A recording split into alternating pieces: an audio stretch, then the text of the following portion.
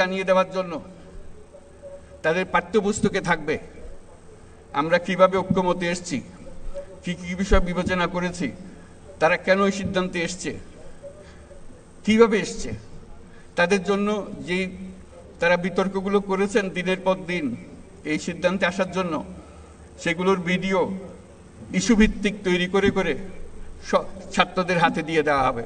তারা যেন দেখে তাদের নেতারা কিভাবে তাদের বিষয়গুলো বিবেচনা করছেন, কিভাবে সিদ্ধান্তে আসছেন, তারা যেন অনুপ্রাণিত হয়। আজকে শুধু অনুষ্ঠান না, সারা জাতি এটার থেকে অনুপ্রাণিত হবে, নতুন পথের দিশা পাবে যে আমরা ছোট জাতি না, কারো দয়া দাক্ষিণ্যে বেঁচে থাকার জাতি না, আমরা কারো কথার তলে থাকি না, আমরা আমাদের মতো চলি, মাথা উঁচু করে চলি এবং সারা দুনিয়াতে আমরা মাথা উঁচু করে চলব।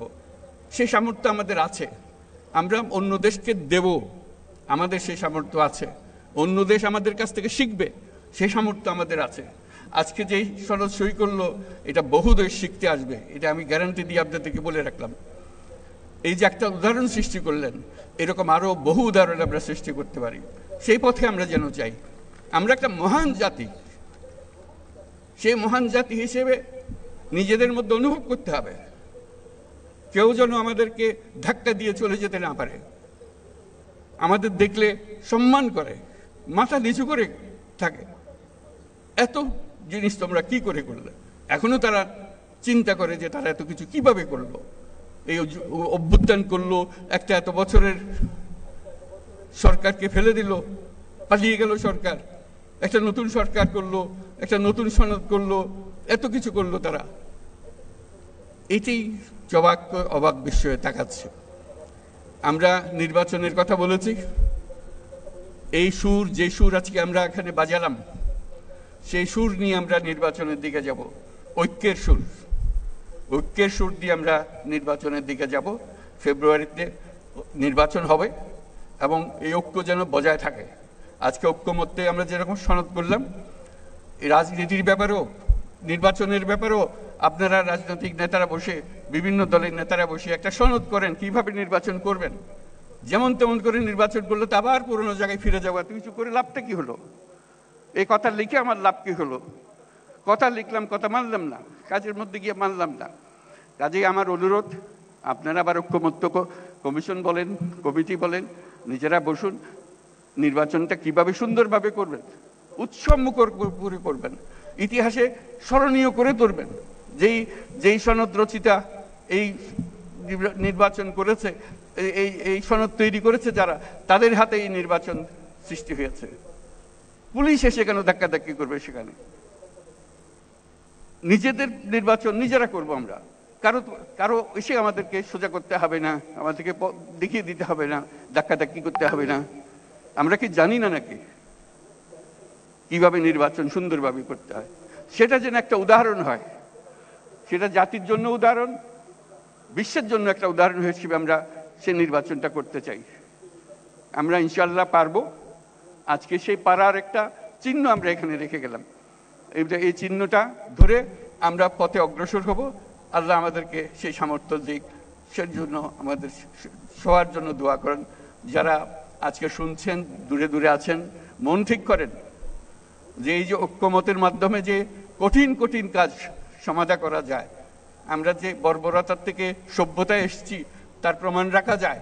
কার্যে প্রমাণ করতে হবে। এখন তো কাগজে আমরা প্রমাণ করলাম, সেই সভ্যতা আমরা নিয়ে আসতাম। এখন কাজে প্রমাণ করতে হবে যে আমরা সেই সভ্যতা অর্জন করেছি।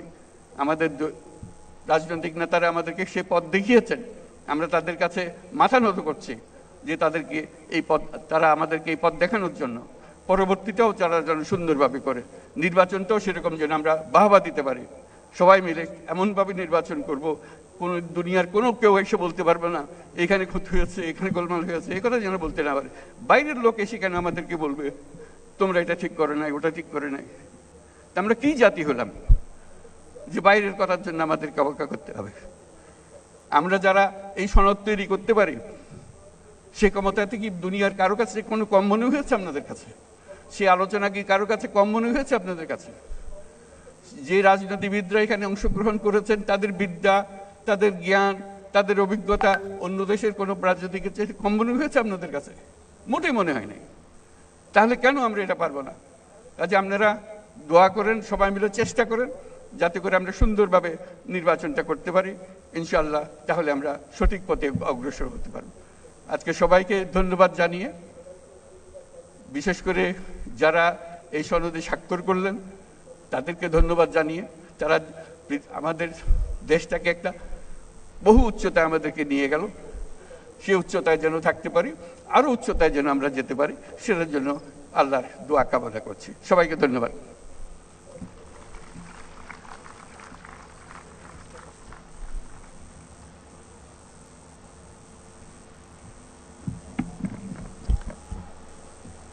ধন্যবাদ মাননীয় প্রধান উপদেষ্টা এবং সভাপতি জাতীয় ঐক্যমত্য কমিশন।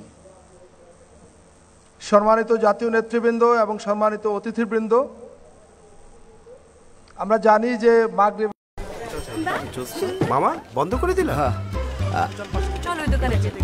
আজ কিস্তি জামা না ভাইজান, বিকাশ থাকলে কোথাও যাওয়া লাগে না। বিকাশে নিশ্চিন্তে কিস্তি দেই, ডিজিটাল পাসবই সাথে রিসিটও পাই। কি বলে? হ্যাঁ, এখন এনজিওর কিস্তি বিকাশ পেমেন্ট করলেই স্বস্তি। পড়তে হয়েছে, এখনো হচ্ছে। আমাদের সামনে আজ ছোট ছোট দুটো কর্মসূচি আছে। একটি 54 বছর আগে ঠিক কোথা থেকে কোন আকাঙ্ক্ষা নিয়ে আমরা যাত্রা শুরু করেছিলাম এবং 54 বছরের এই পথ পরিক্রমায় কোথায় কোথায় আমরা হোঁচট খেয়েছি এবং আবার উঠে দাঁড়িয়েছি এবং শেষবার